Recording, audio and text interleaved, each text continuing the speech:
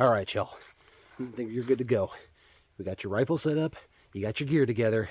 Now we're going to talk tactics. Because when you're out here in the bush and metal meets the meat, that's what really counts. You can have the best rifle out there. You can have all the best gear. But if you don't know what you're doing, you will not make it through this zombie apocalypse. Come on, let's go. Let's see what you got.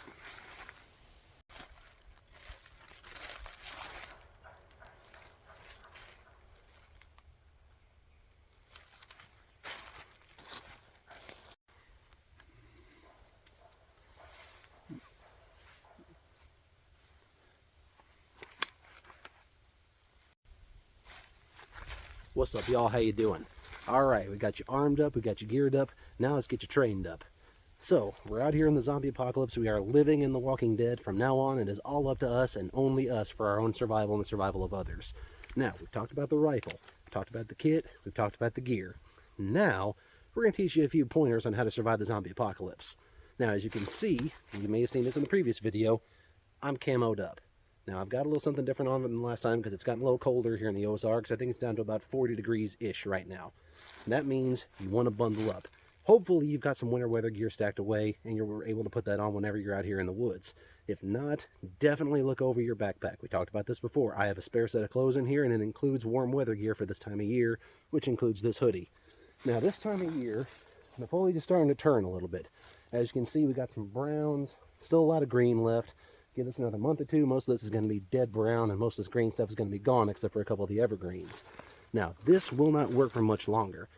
After everything turns dead and brown, I'm going to have to switch to a different camo pattern. Usually I use something like Strata or Multicam or something along those lines, but you're going to have to tailor that to your environment. Multicam is something like what I got on these gloves. This is military issue camo and it works really well out here, surprisingly well actually.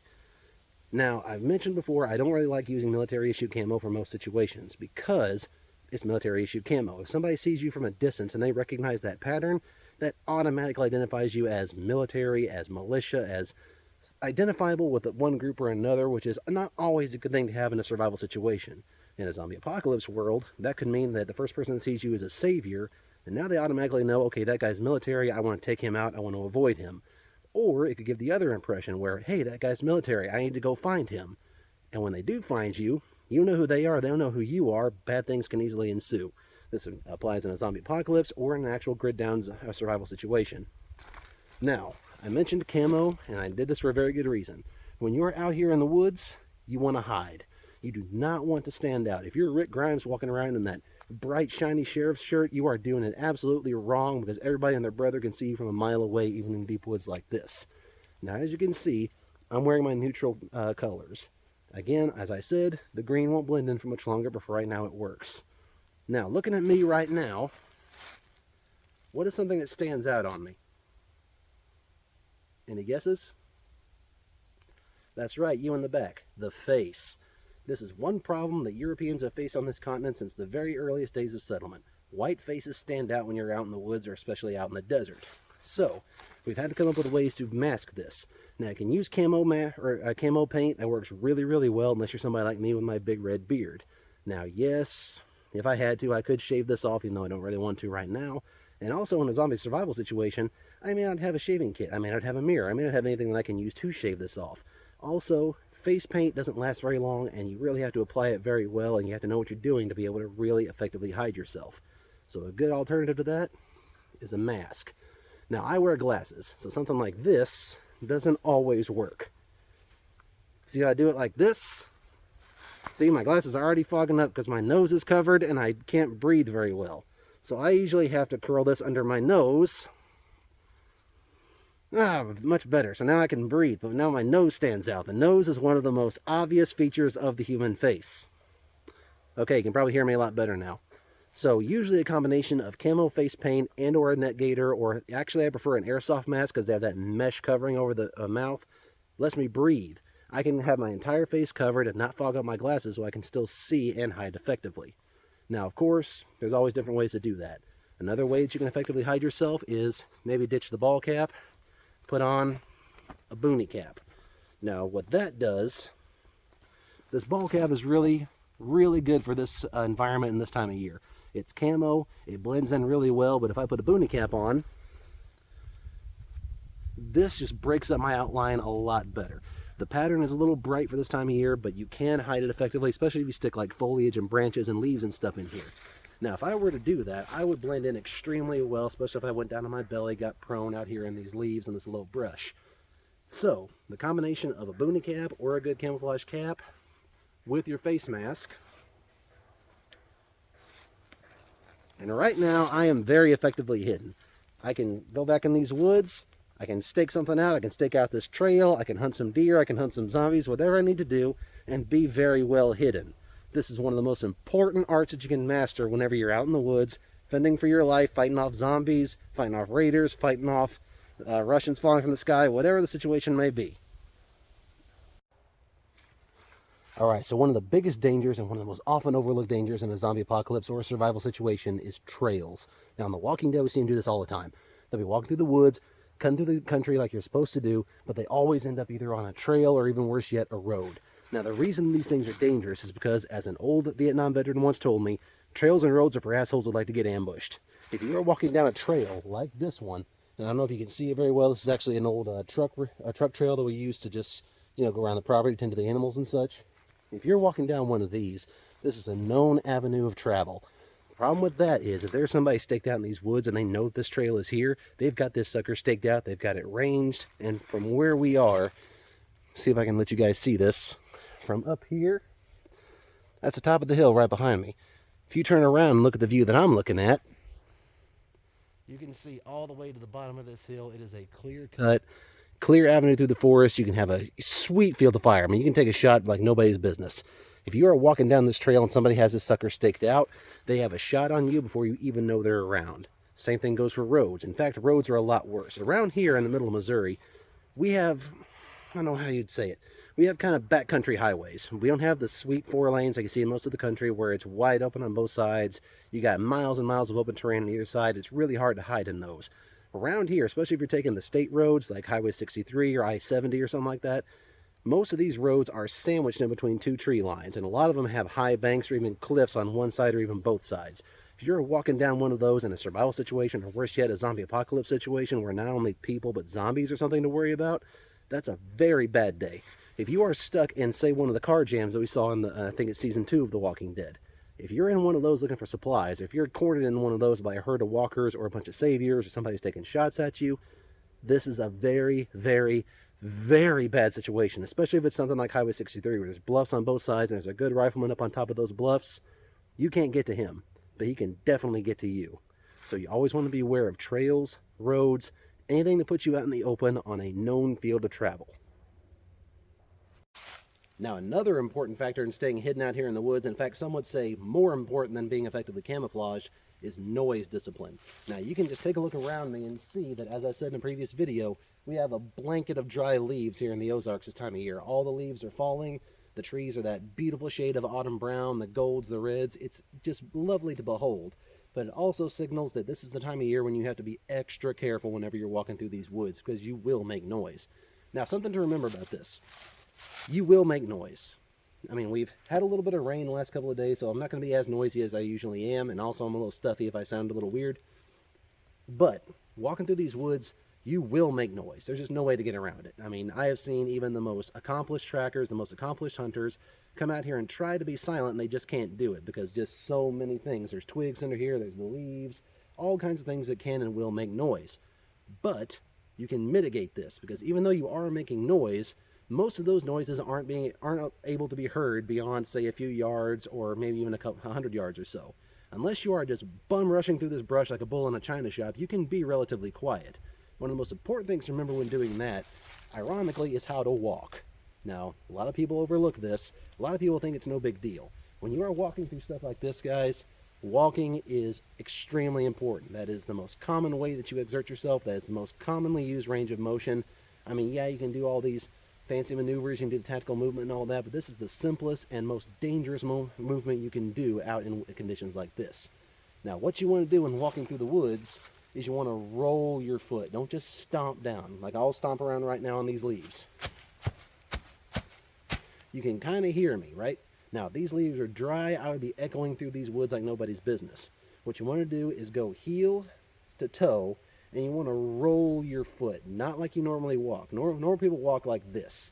They put the heel down and the bottom of the foot down, and they just take another step. When you're walking through the woods, you want to roll your heel onto the ball of your foot and gently lift off the ball of your foot. And that makes you sound a little something like this.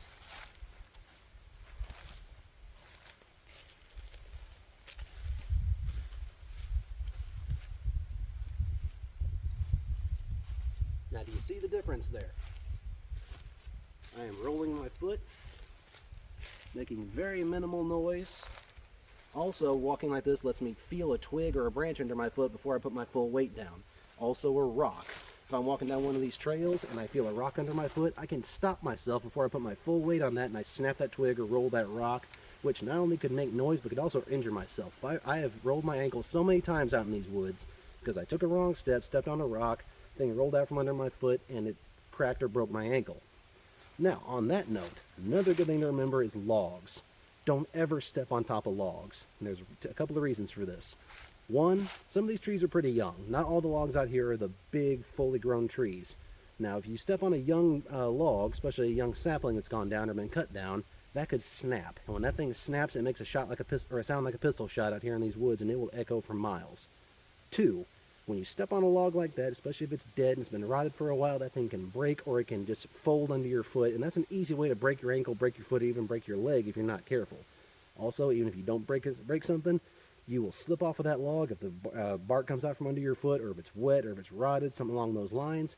You could slip, you could fall, you could injure yourself in a different way, and you could give away your position. Again, sound echoes very well through these woods. If you make a nice loud noise, it will echo for much longer than you think it will.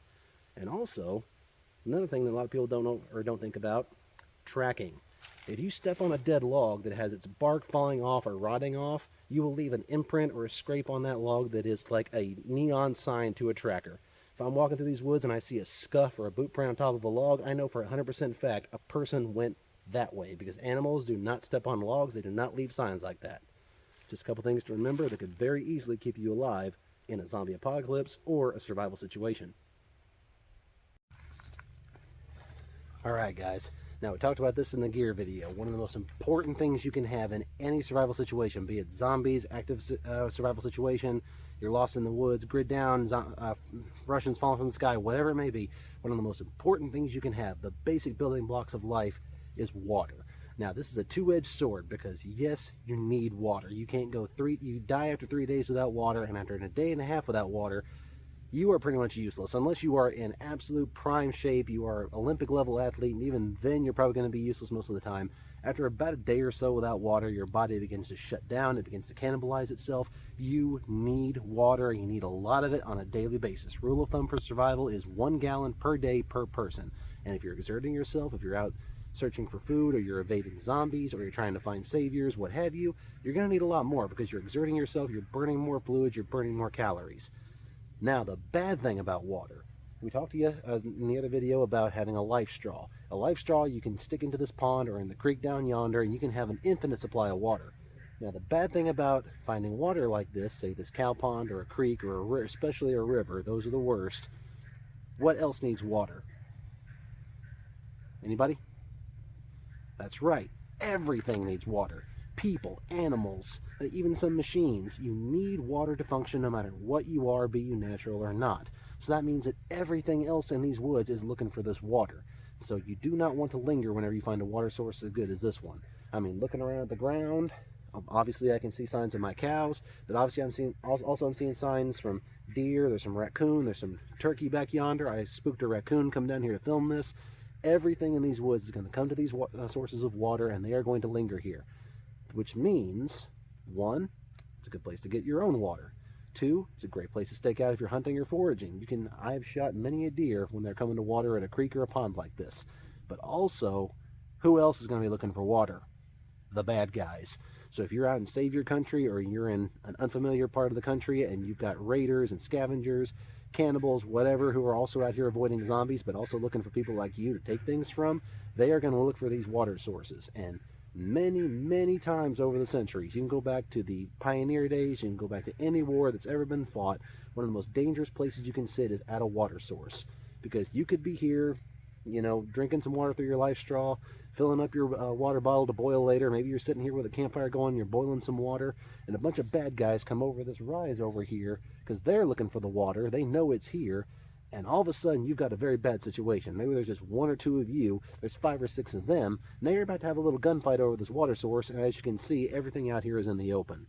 So whenever you find a water source, especially a good one like this, it's well traveled, and you can look at the ground. You can see droppings, you can see tracks, you can see signs of traffic to and from this water source, which makes it a very high traffic area for man and beast. Whenever you find a water source like this, I'm going to keep repeating this because it's extremely important. Do not linger at a water source. Take out your life straw, take a good long drink, fill yourself up, and fill up your water bottle, whatever you got. Then walk at least a couple hundred meters, preferably a mile or so away from this water source. Make a camp, boil your water, wash, do whatever you need to do, and if you need some more, leave camp, come back here with minimal gear, and you need to come get it. Also, another thing to remember, when you're approaching a water source, don't just walk right up to the water's edge.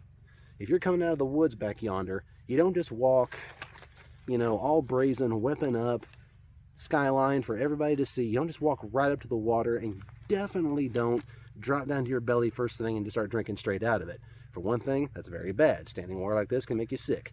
Also, if you just drop down to your belly and start lapping up that water like an animal would, you just lost all situational awareness. You can't hear anything, you can't see anything, and yes, if you're blinded with thirst, maybe you don't have a choice. But at the same time, you have to be able to look around and assess your situation, because as you can see, say this pond, this is a wide open area. I got high banks on all sides of it. I got trees over there. I got trees back here. It's surrounded by trees. An enemy could very easily be hiding in one of these trees. There could very easily be a mountain cat or a bear or something over there in those trees waiting to pounce on me because it hasn't had anything to eat and it's been avoiding zombies just like I have. You need to be careful when you're approaching a water source. I believe Garantham described it really well. He did a video similar to this the other day, and I swear I'm not ripping him off. But the best way he described it was the de-evolution of man. I mean, we've all seen that graph, I think it's by Da Vinci or somebody, where it's, you know, the monkey, then the ape, and eventually we start standing upright, then it's a walking man. You want to go the opposite of that. You walk up to within about 50 or 60 meters at least of this water source, then you go crawl down to, or drop down to a crouch. Eventually you're on your belly. You want to crawl up to this water source, and you want to find a place that's got good cover, like there's some maybe some tall grass, maybe there's some brush growing right up against the water's edge, something that will hide you and not make too much noise, because that way you can sit here, you can take out your life straw, take out your water. That's another thing. You need to drop your kit.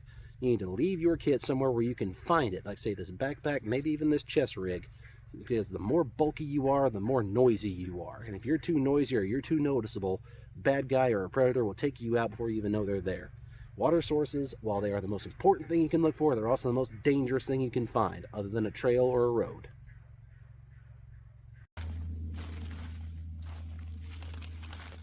Okay, it's coming on to evening now. The sun's starting to get low and these woods are getting really, really dark. Now, here's where another aspect of zombie survival and also basic survival comes in. Now, there's different varieties of this acronym, but the most common one I've seen is SILS, S-L-L-S. When you're walking through these woods, you notice how quiet it is. So you can hear cattle off in the distance, but usually this is dead quiet. SILS is stop, look, listen, smell. Because every once in a while, you don't want to just bum rush through these woods. You want to take your time. Unless you're actively trying to evade or escape from something, you always want to take your time. You want to go nice and slow, watch your step, mind your noise, and just look. Because as you can see, when the foliage is down this time of year, you can see quite a distance through these woods. That also means that the enemy or the zombies can see quite a distance as well. Now, you can pick up movement really, really easy, but one of the biggest things that always draws the human ear and the human eye is sound. Especially in an environment like this, if it's super, super quiet and you're used to the regular wood noises, as soon as you hear a noise or see a movement that's out of place, that automatically has your attention. I mean, how many times have you been asleep in your room, it's pitch dark, maybe you're like me, you're an insomniac, and that little out of place noise just immediately grabs your attention. Same thing out here. So what you want to do is, you want to stop. Every so often, you stop what you're doing, maybe lean against a tree, take a knee, take some water, whatever. Just take a few minutes for a break, and you want to look. Stop, look. You're looking around. You want to scan the woods. Like right now, the sun's going down behind these hills. You can see a lot right up here on the crest of this ridge. If something skylights itself up there, or skylines itself rather, you can see that. Animals usually won't do that unless they just have no other choice and they aren't really thinking about it. Most of the time an animal won't do that. They know better. Also, when you see something looking through the, or moving rather through the sunlight, you can tell, is that a deer or is that a man? If it's a man or a zombie, you may want to get up and move and be quiet about it, or if you can, maybe engage them if you can and it's not undue risk or waste of ammunition. Next, you want to listen. Like I said, the two things that will draw your attention the fastest are movement and sound. And if you just stop, like I said, take a knee, lean against a tree, take a minute or take a few minutes, take a breather. You can just listen and you can hear everything going on. You can hear when a walnut or a branch falls and hits the leaves. You can hear the squirrels chattering and hear the birds singing. When deer season comes around here in a couple weeks, these woods are alive with deer. You can hear them snorting, you can hear them breathing, you can hear the bucks calling, the does calling. It is a symphony out here. And lastly, this is one that's often overlooked: smell. Now, in the context of a zombie apocalypse, this is actually more important than usual, because what are zombies? I mean, they're reanimated corpses that are just wandering around in search of fresh meat in which to devour. What do corpses do? They stink. A zombie is basically a walking carcass that is slowly deteriorating as it works its way through the world. We've seen this in The Walking Dead. From season 1, they look just like a normal person, maybe a little pale, maybe with little chunks out of them. By the time you get to seasons 8 and 9, I don't know how these things are still walking. A lot of them are just walking skeletons. And what that means is as those zombies decay, they're putting off a scent. So if you're out here in the middle of the woods, this time of day when it's starting to get dark, things are starting to get a little eerie, if you just stop and smell the air. Now, of course, after you've been out here a few days with no soap, no shower, no bath, you're going to start smelling bad, but so is everybody else. So if you smell a whiff of BO and it's not yours, you smell a whiff of decomp or maybe some other scent that those zombies are giving off, now you know, as soon as you just test the air, and you think, okay, that wind's coming from this direction. Yep, that's zombies. I better not go that direction. I need to pick up and I need to move over here. So, very important to remember. SLLS. Stop, look, listen, smell. You can get a lot of information on your surroundings in a very short amount of time, and it could very easily save your life. Come on, let's get going.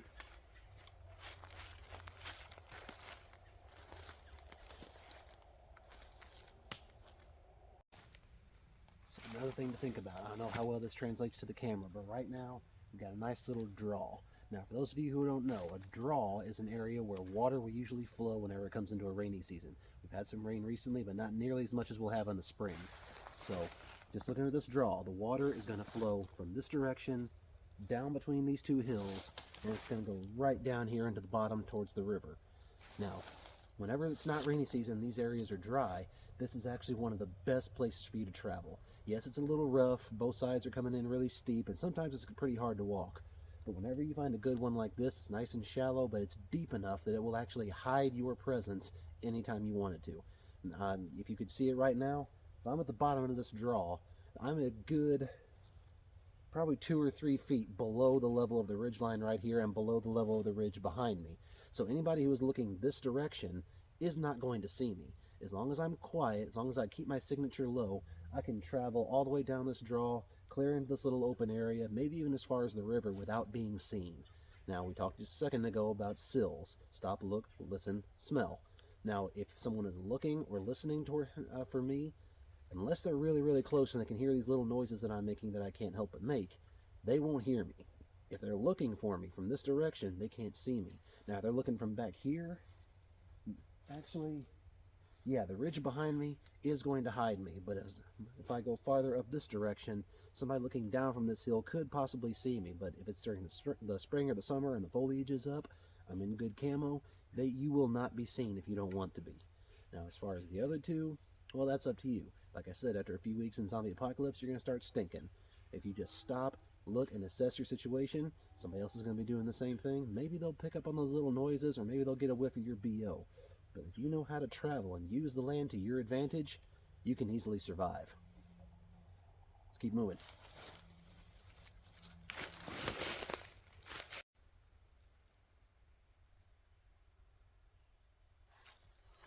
Okay, so up ahead, we got ourselves an open area. Now, this is one of the most dangerous situations you can find yourself in a zombie apocalypse or survival situation. Because just like we talked about earlier with roads and trails, anytime you're out in the open, you are exposed. This is rife with danger. It's rife with opportunity for a bad guy with a rifle or a pack of zombies or whatever the danger may be to descend upon you without you knowing, and before you can react, they can very easily take your life. Now, you just saw me glassing this field with the scope of my rifle.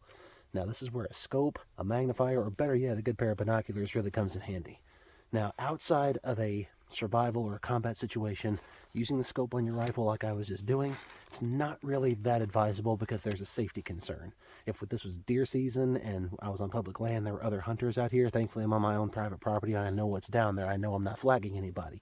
But if you're in a situation where you're around other hunters, don't do what I just did, because there's a danger. You are pointing a loaded weapon downrange at every hunter, every landowner, every potential person that is down in that area. Again, I know what's down there, so I'm not worried about it.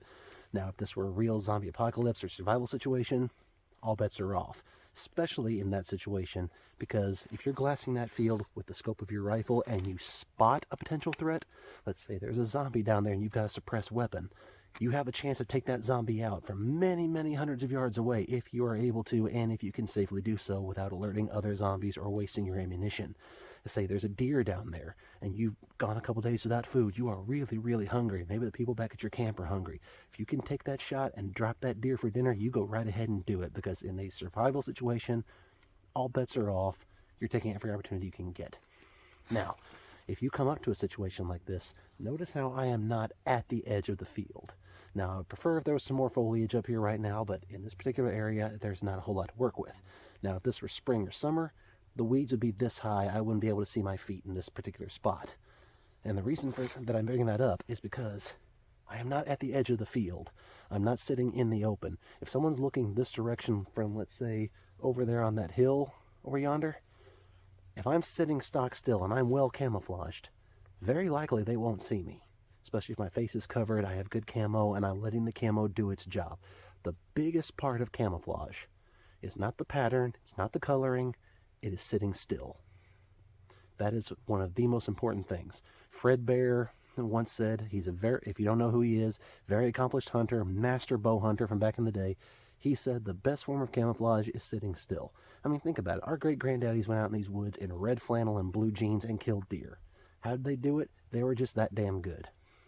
So if you sit, say about 10 or 15 yards in, kind of like I am here, and you just sit still, cover yourself, let your camo do its job, you can actually be very well hidden until you actually want to get up and move. Now, as far as moving into this open area, if you can avoid it, don't do it, because especially in a survival situation, because the less you are exposed, the less you put yourself out in unnecessary danger, the better. Right now, I have an opportunity that I can actually go up this direction, and I can kind of dogleg around this open area, and if I want to, I can move down there by the creek bed into that thick tree line, and I can stay under cover of the trees, and in an hour or so under cover of darkness the whole time I'm doing it. Now, let's say it's a situation where you can't go around this open area. Let's say it's a giant cow field, or maybe you're in an area where the opportunity isn't there for you to move in the woods and get around this open area because there is no open area or way that you can do that. The best way that you can move, if you're by yourself, preferably wait for darkness or preferably wait for a time in the day when you are less visible, and stay low. Do not walk across open fields if your life is in danger, because the human body standing erect, it's a very inviting target, and you stick out like a sore thumb. I mean, my camo right now, this coloration blends in very well right now with this foliage. Out there where the cows have eaten the grass down, the grass is about this tall. So I have absolutely no cover, there's absolutely no concealment, and unless I want to just dart across this field like Usain Bolt, it is going to be very, very difficult for me to cross this field unnoticed. If you can, avoid open areas. If you can't, and you have to cross this open area, or you're in an area where it's just all open, like say you're in Kansas or New Mexico where there is no tree cover, you really want to minimize your signature. We talked earlier about draws and using the terrain to your advantage. Keep to the low areas. Try to stay hidden as much as humanly possible, because open fields are a death trap. All right, let's move up here, see if we can get around them.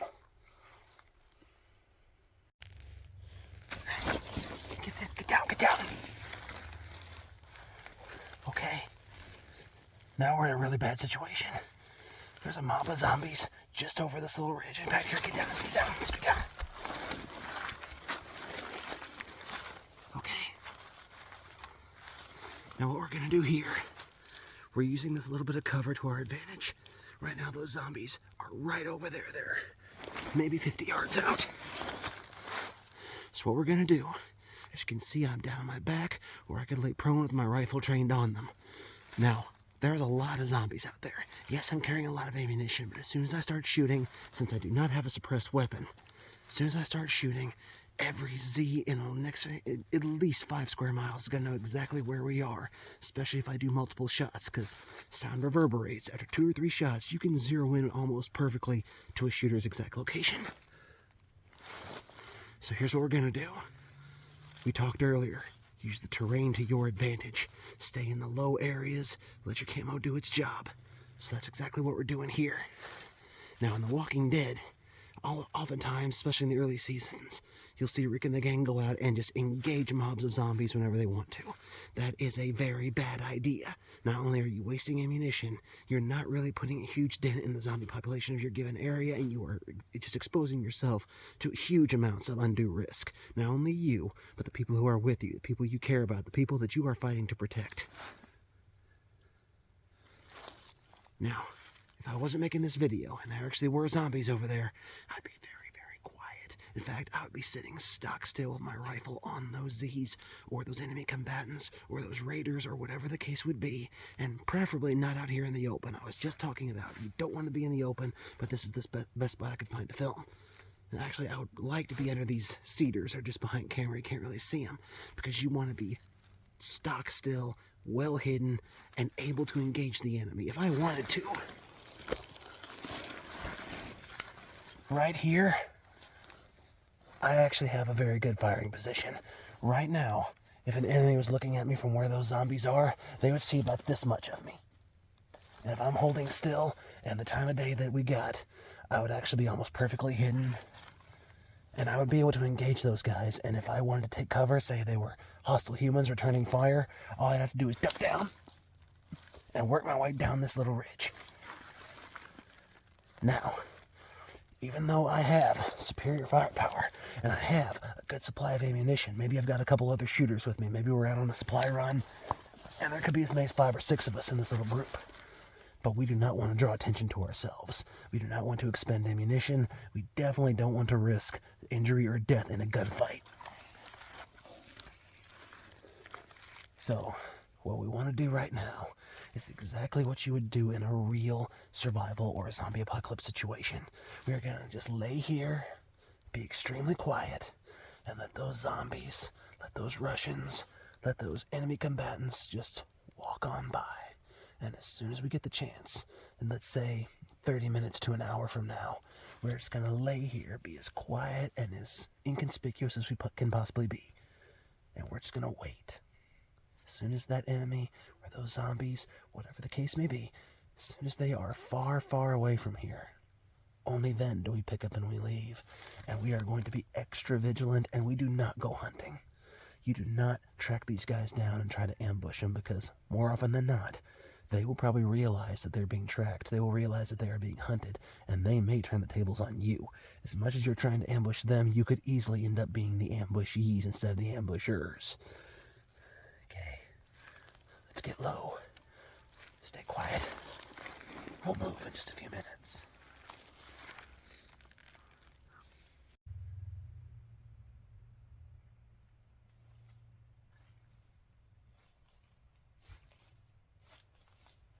All right, y'all. It's been a long day. We're heading back into camp.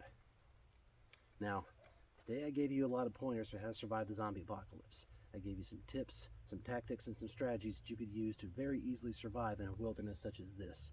But guys, I barely even scratched the surface. There are so many things to think about when surviving in this kind of situation. It's getting really dark now, and it's about time I should be making camp. Now, if you want, I can do another video on bushcraft, starting your own fires, tracking. I can do a full series on woodsmanship if you'd prefer. Let me know down in the comments. But right now, These are just a few helpful tips and tricks to help you get through the zombie apocalypse or through any potential survival situation you may find yourself in. After all, times being what they are, you just never know what tomorrow brings. So folks, I'm going to head back into camp, can have myself some chicory and maybe some good venison. I believe Toby got a nice little deer the other day. Maybe there's some of that left. Folks, stay careful out there. Stay armed, stay focused, stay frosty, my friends.